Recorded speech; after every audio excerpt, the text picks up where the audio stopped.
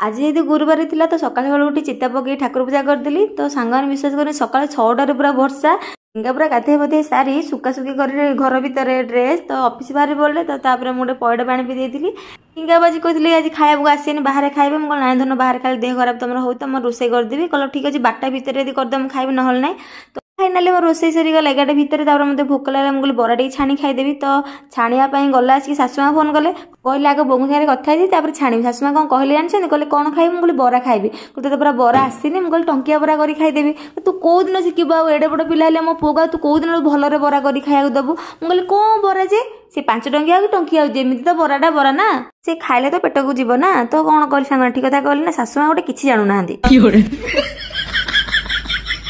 टिंगा पूरा correct time 12टार आसले से खाईदे पलैले तार मुझे शोक उठला मतलब भोक लगला